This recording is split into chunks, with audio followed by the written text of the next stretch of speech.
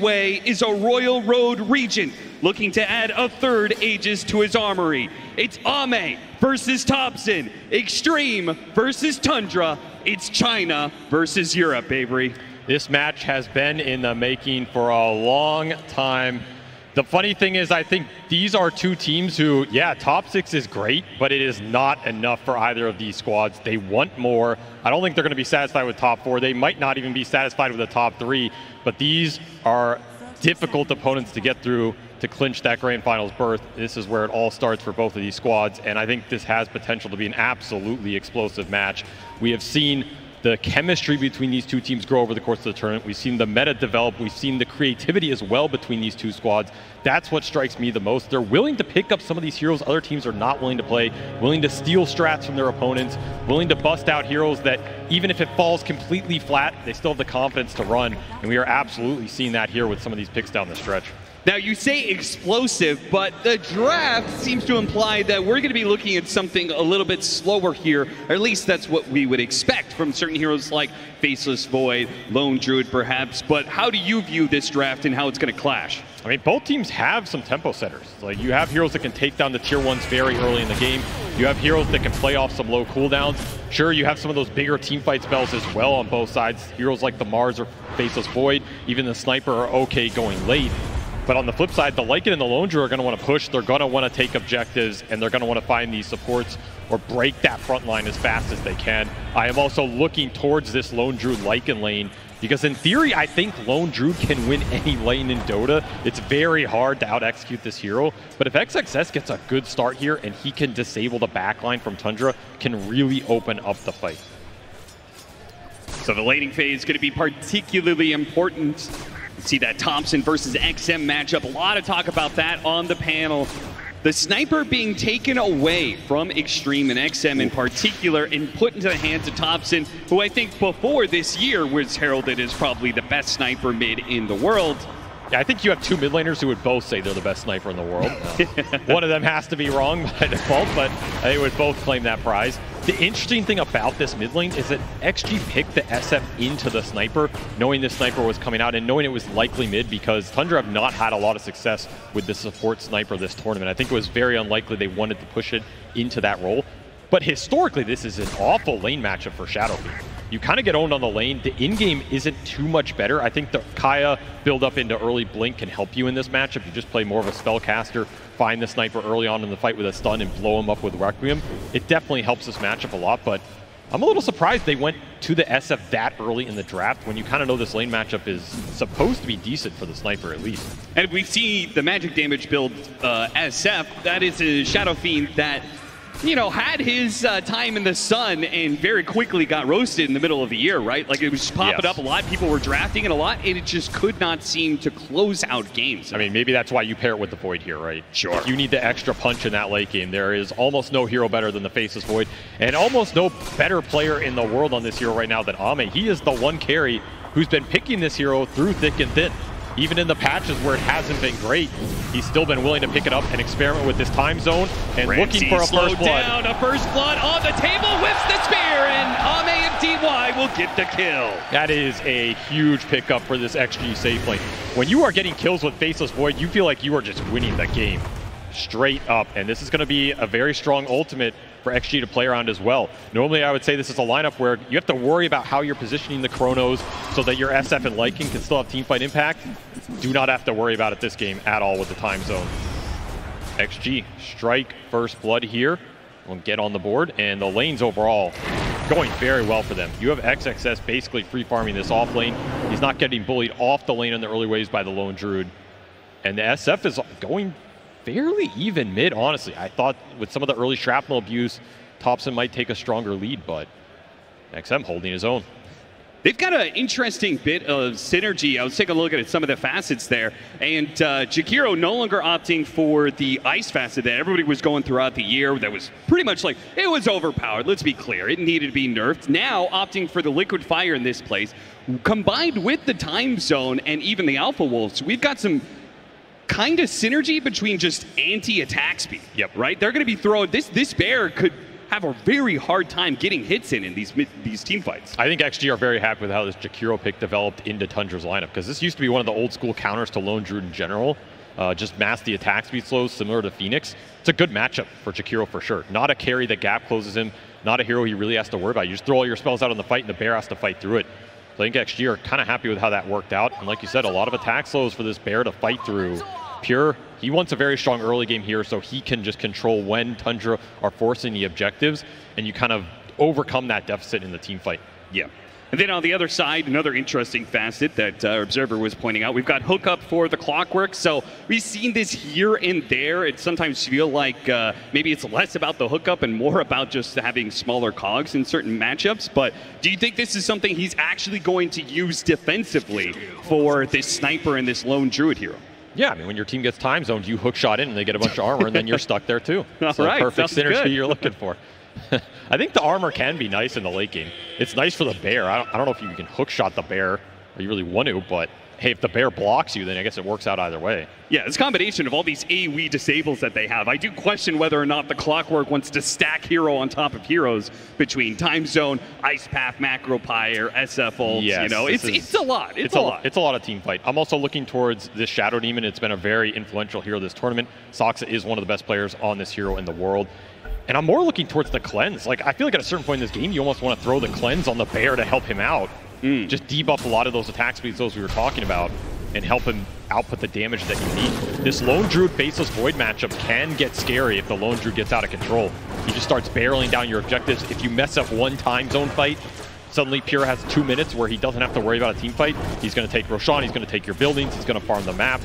This is not a game where XG can idly throw out these ultimates and just say, okay, like we got a random support kill for our big ults, we're happy with that. Tundra are going to be able to take a lot off the map during that period. Touching on the Shadow Demon, you like the cleanse for this game, but why has this hero been so popular and so successful in this meta?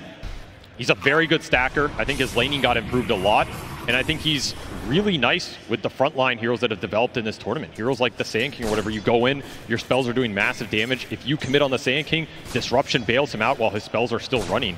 Some of these combinations like that are really obnoxious to team fight into, and of course, I mean, Shadow Demon, his scale is monstrous. You go into the late game with this hero, he always has tools he can build into. He's a hard save, he's a hard BKB piercing disable.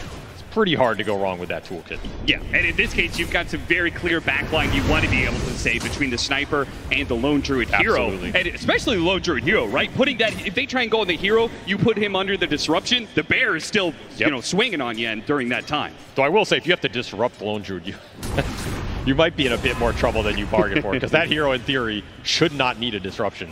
And could just set up for something like a Shadow Fiend ultimate in certain points of the game. Shinkyu barely able to get away from the bear, throws back a little shard, bit of pressure coming out from Tundra. Tundra winning this laning phase for sure, and we're starting to see that gap open up a little bit more on mid. 14 denies for the Sniper, denying some of that experience out from the SF in the one-on-one. In fact, XM just forced into the jungle early, getting a little bit of some stacks going for himself. Not too sad about this, but this is kind of the downside of that SF pick into the Sniper. You're giving Thompson a very good laning phase here. He's going to have very high solo experience on the map, and if he can get involved in some early skirmishes or make rotations, this is a hero. I think XM might be the best sniper in the world, but I think Thompson is the best at using this hero in the early game, especially if he starts that snowball and he has supports that can play around him. So we'll see how many resources XG decide to put into stopping this sniper around the map, as we've already seen him just rotate the bottom, has an observer ward as well. This is a strong rotation. Do not know if XXS is ready for this at all. Yeah, they saw some of this coming. They're going to pop the glyph to try and keep XX close by. They got him inside the cogs. A guaranteed kill for Tundra. And some pressure on that off-lane tower. Tundra. 6 minutes, though, coming up the clock. So maybe you sacrifice the power rune with this move, but no. Soxa wins the 50-50 anyway. And is going to output some free damage on this SF as his mana pool climbs back up. Very clean rotation here from Tundra, getting the Sniper involved early. Now, the big question mark here is, do you rotate back to bottom again to try and kill this Lycan one more time on the TPN and look for the 7-minute Wisdom Rune? That would be some huge rotation potential in the next minute here. A massive win, and Xtreme had been subject to that kind of pressure before. Yep. You're going to catch him here on the Assassinate, just a bit of damage. push him back. Disruption, a couple more Shadow Poisons, a Blood Grenade even. Does he think he can actually get this kill? It's going to rely on landing the poisons. He got a fourth one, needs a fifth one. He got the fifth one! Saksa, the hired assassin, sharp on his mark, brings him down. What a move. I thought this was just some harass to clear up the map, but Saksa says, no, my friend. What a pickup for Tundra. The stand-in doing some serious work for Tundra as they manage to get a kill on the enemy mid. 7-minute Wisdom Runes do pop up. It's just claimed on either side. No steals here, but damage on the mid tower is beginning to ramp up. And some morale damage as well. Like, your SF is just dying to a Shadow Demon. There's nothing else happening on the map. This lane was already rough. You traded out the Wisdom Runes, which I think XG are happy about, but you're looking at this net worth chart, and it is a little worrying if you start to continue to fall behind in this early game. Are you going to have the manpower to defend your tier 1s against a push that can come, and guess what? It's here. What a push it is. Tundra, two-man rotation through the gates, trying to catch Ame here. Ame, one-time walk to work with, will be able to walk it off. Can DY do the same? No damage coming in just yet, but they are going to be able to keep this loop around. Is there going to be anybody from Xtreme who are going to counter-rotate? Are they just giving up on this? It seems like with 5 heroes in the top part of the map, Xtreme say, whatever, man, you can have it. They're going to trade bottom out with the Lycan. That is what they're trying to get right now. Also got a lot of tower damage mid with this Shadow Fiend. Saksa will deny himself back to base. This is not the worst objective trade for XG on the map right now if they don't bleed out some big heroes. They just don't have ults to defend this. You're missing the time zone. Your SF was kind of low on resources, but now they're making the delayed rotation, so Tundra do not want to get caught up here. Ramses. XM throws out the arena. XM stuck on the other side of it, but close enough to get some raises in. And Xinkyu will be able to finish it up for XM, no problem. And now it's in turn Xtreme Gaming's chance to take that support kill, or core kill rather, and hit some tower. Thompson just wailing on this tier 1 mid in the meantime, trying to return the favor. He's going to get it pretty low as XG just commit everybody for this top tier 1 as well. A lot of early tower damage and pressure in this game. Which tower do you think is worth more? Which real estate is more valuable here? I mean, honestly, the fact XG got this offlane tier 1 is not a tower I would have expected to go down, where I think these tier 1s mid are inevitable. Like, you were going to get this no matter what. Sure. It's just going to open up some room for the Void, make those rotations into XG safe lane a little bit harder. I feel like XG kind of won this trade by some small margins. Like, when you can win these objective trades early with a Faceless Void, you should be happy. And we've seen XG prioritize Ame's farm a lot on this hero in the early games. They're not afraid to commit resources into the Void to have him pay it back later. Nonetheless, a lot of space for Thompson around this mid lane now. They're going to get the deep wards out, try and look for, you know, some of those cheeky pickoffs on the SF or some supports roaming through. Now, Xtreme should know, general idea, where that ward is, because they had a ward after the tower died. They know that kind of invasion is coming their way, so they had a ward out to see the move. Ame flanking in the river. Ame cutting in. Looks like they've already caught Whitemon. Ame's looking for a bit more. While they get Whitemon, Ame thinks about whether or not he can keep chasing. 10-minute power rune is what he's going to play for here, and does manage to get an amp damage. That's a nice rune to take away. I mean, I don't know if he wants to be in the river with the Void at 10 minutes, but he will gladly take the rune away. And well, he certainly doesn't want to be top, where the Lone Druid has come through the gate once again to, if nothing else, take the tower. So there's a deep ward up here for XG that can kind of control Tundra's movement through that side of the map. But they probably have other plans, which is, you know, get this Lone Druid massively farmed up top with a lot of the space that's been opened up, and get some stacks going for the sniper. You want to hit these first 2 damage items and then take a good fight off that. Meantime, this tower is still alive bottom. It feels like a lot of this early game is coming down to these tier 1s. Which team gets the better exchanges around them. Do have that HOD up for XXF down here. He would love to start pushing some buildings and getting some real estate of his own. And the bear, hounded by wolves, has to summon a new one here in order to try and contest the Lycan push that's coming in. Xinkyu sitting on the side here, spotted by Whitemon. Scouts him out with the flare. Do they want to try and defend this? Man, Ame he has been active in this early game with this Void. Yeah. Maybe not finding the fights or the damage, but he has made a lot of moves on this hero. So we'll open up the last tower on the side lane for Tundra. Create some space and pressure for XG if they can get these lanes in deep. Still have that tier 1 mid to play around. We're also still waiting on the level 6s for some of these supports, like the Clockwork would make it a lot easier to catch these supports, but they'll find DY anyway, trying to D-ward. Gets denied by Thompson. Ame finds some space at the top lane, just keeps on, I feel like he's playing a little game of cat and mouse or maybe cat and bear as he's trying to stay away from wherever Pure is set up, right? He's the big threat on the map. Like, the Mars and the Clock are going to be your initiation every single fight. So if you keep track of them, you should be good on this map.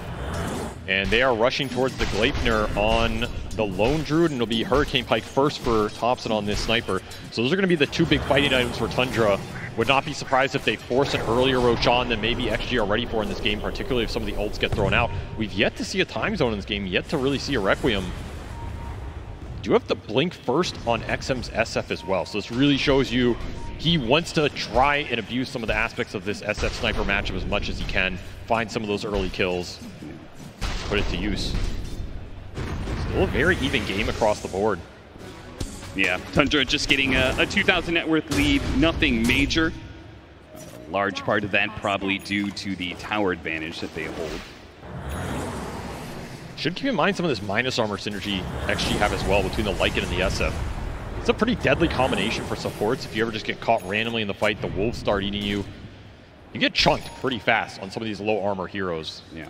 If I'm Tundra, I won an AC at some point in this game. I would not mind a Shiva's as well. Super valuable item versus these three right-click through. Great target to be able to find. Got him on the other side of the shards, and then no! Couldn't get off the Requiem. Ramsey's interrupted. He will not get it off. Will not get it off. Denied for the full swing of Tundra as they turn that gank around.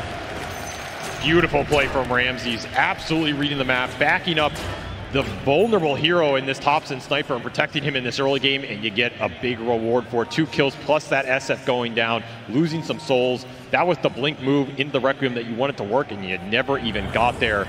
And these are the types of misplays that if you get baited into these plays as XG, you lose some heroes, your towers and your map space is going to start to fall very fast to the Lone Druid. Oh yeah, every fight that you lose, every gank that goes wrong, I feel like you're going to see the exact same scenario, which is Pure and his bear immediately hitting some sort of objective. They look to protect their Wisdom Rune instead of finishing off that tower, which is an interesting idea of priorities there. Did get the glyph.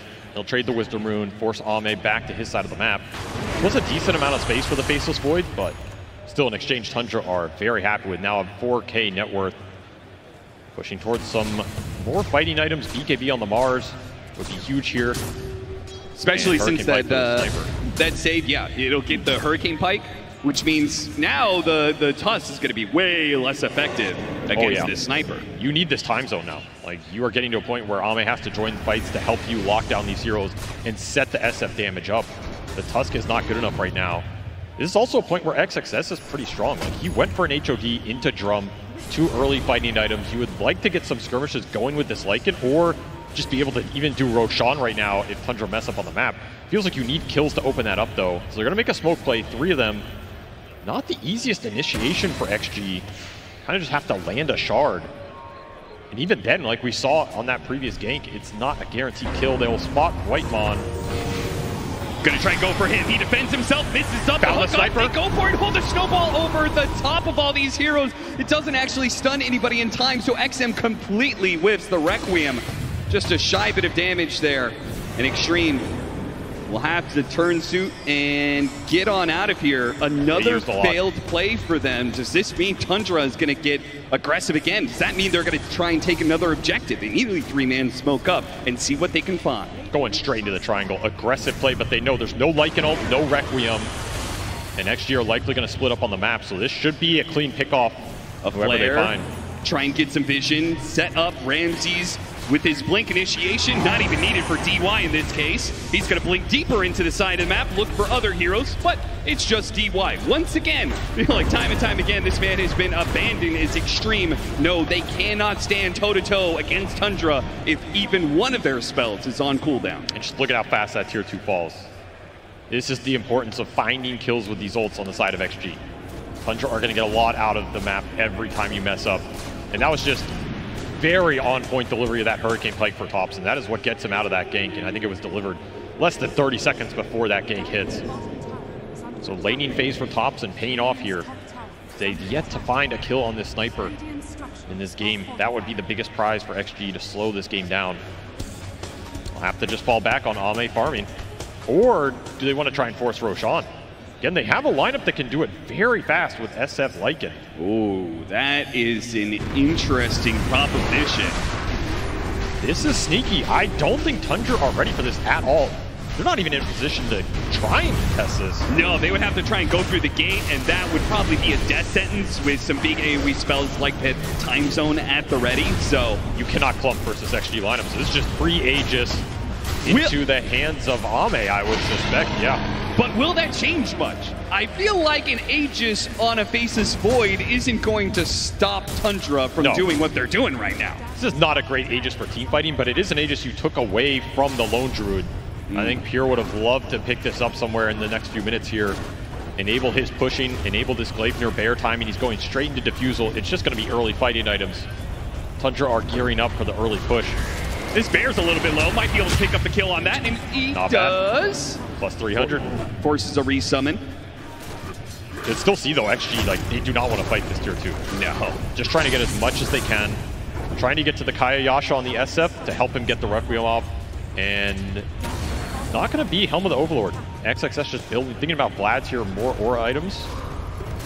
Yeah, I picked up the Shard nice and early to try and keep, you know, these lanes pushed in, create more space for him and Ame to be able to find farm. But, you know, push eventually comes to shove. Feel like Tundra would not be...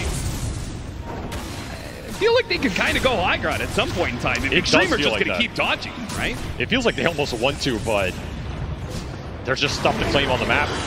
Pure will TP back, try and find the Jakiro again, and they will get him. DY time and time again. He'll pay the price for the rest of his allies. Actually, continuing to dodge. I mean, it's starting to feel like whenever this time zone goes out, might decide a lot in this game, because we've yet to see it. It better be the best time zone you've ever seen at this point, because we've been waiting for it for probably 10 minutes at this. But Ame holding on to it. See how bold Ramses feels here with this Invis rune. I don't think he's going triangle with it, but again, it feels like if you get a pick off near XG's base, you just push the high ground, right? Bring everybody back, worst case scenario. Oh! My goodness, that was a close call right there. I mean, again, that is an extremely important blink dodge. Because if you get killed right there on this SF, your high ground's getting pushed. Yeah, that is the real dangerous part about dealing with any of these lanes. As close you are to your base, it also means Tundra is very close to your base as well. They would much prefer that Tundra tries to hunt down like Ame. On the other side of the map here, pull all these heroes away, and they're going to do just that. He's got an Aegis. He's got some time walks. He's going to have to make some smooth moves to get out of this one. His first life is already forfeit. Where's the help? Everybody's so far on the map for XG. A hook shot to follow this up, perhaps. Immediately a fear is going to be used, and they've got him easily. A Requiem that barely touches Tundra for a third time. Requiem's just not finding their mark. Xtreme not getting to the position in time to defend their carry. And what will Tundra get out of this? 20 seconds, no Faceless Void. I mean, the good thing for XG is this Void's so low level. His respawn timer is pretty fast here. That was a nice obs from Tundra in their own jungle. I think Ame just didn't expect it. Allows for an easy setup here, and they get the double kill. This is where this Bear is starting to hit hard. That Diffusal came online. Pure almost level 15 on this Lone Druid. He is very far ahead of this Faceless Void. This is where you want to be in this matchup. Faceless Void really struggles to deal with the timings Lone Druid can put out, and in the team fight with the roots and the extra disable, even the mana burn's obnoxious.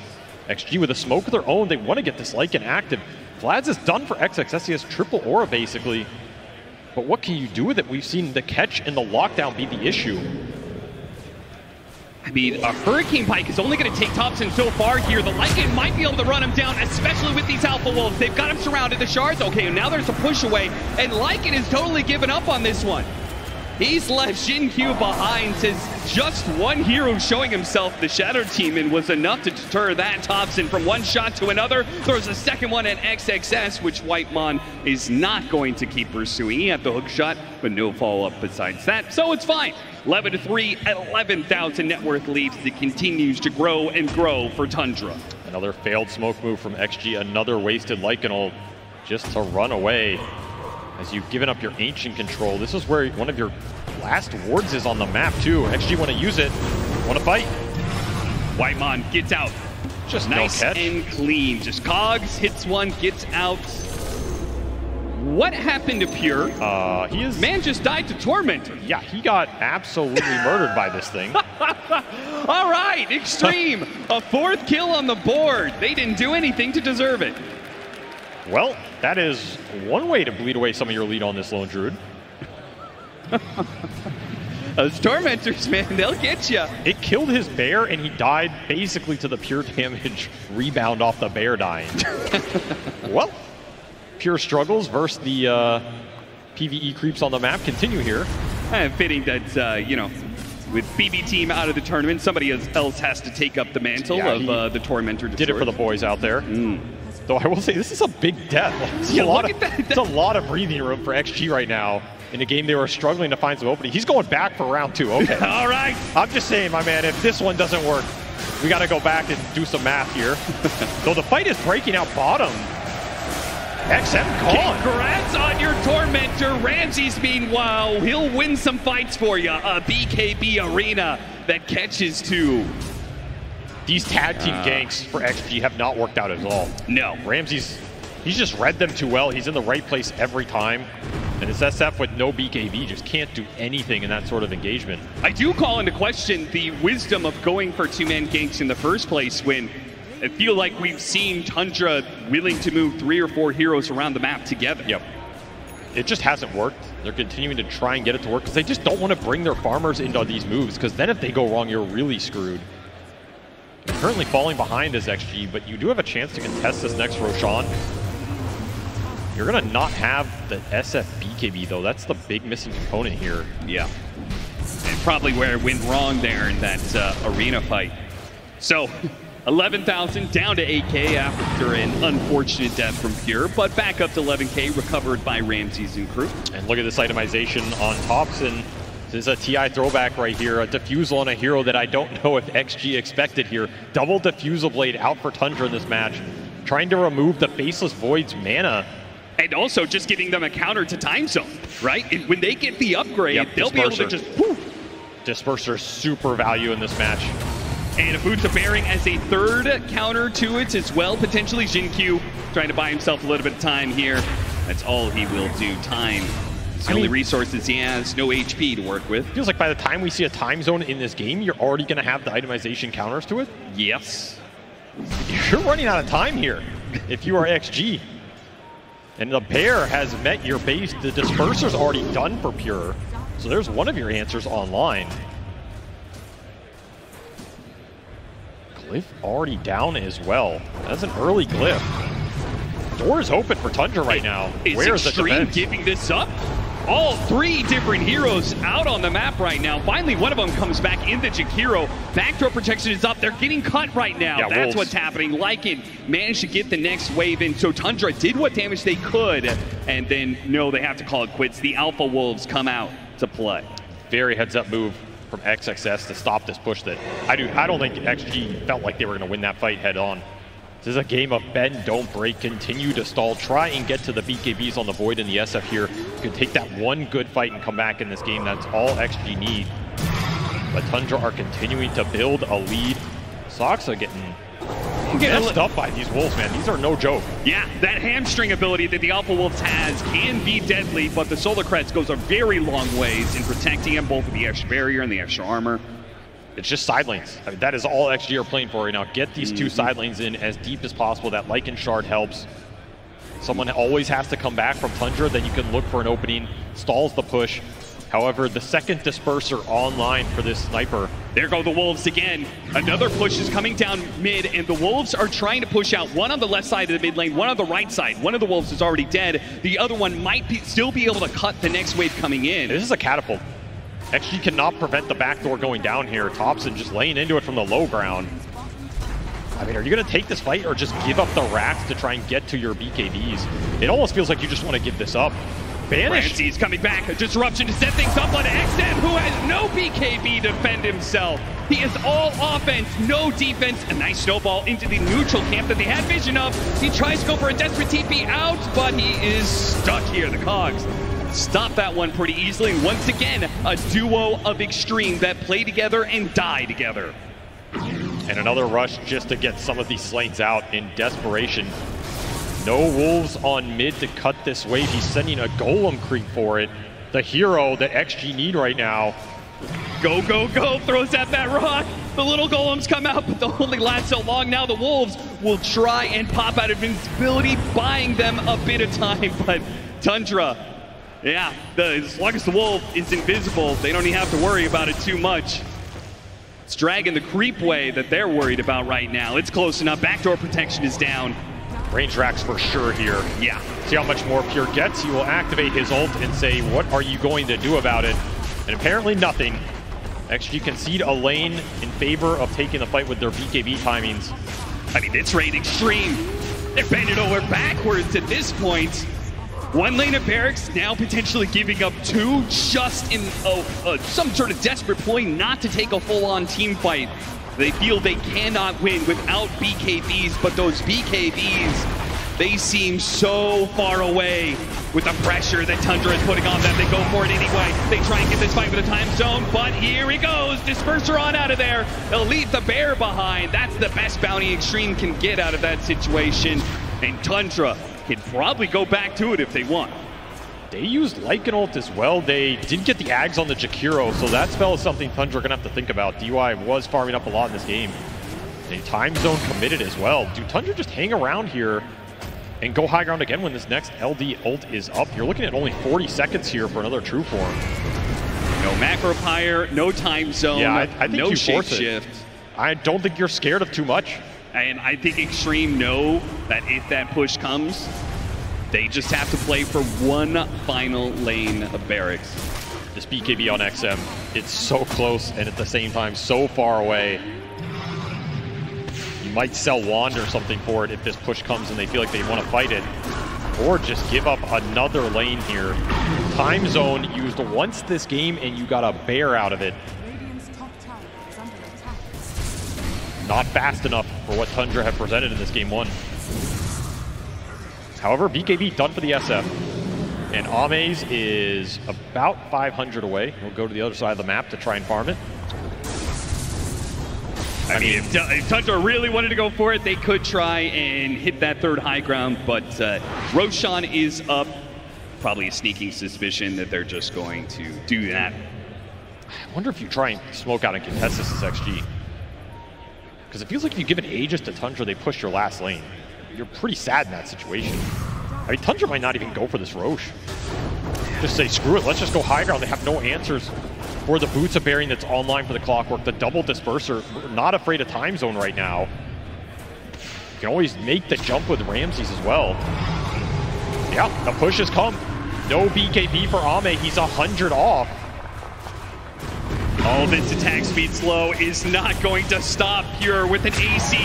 Shin-Q tries to go in, puts him inside of the shard, and with that macro pyre out, they're able to do some damage. They drop the Requiem. Oh, it's pitiful.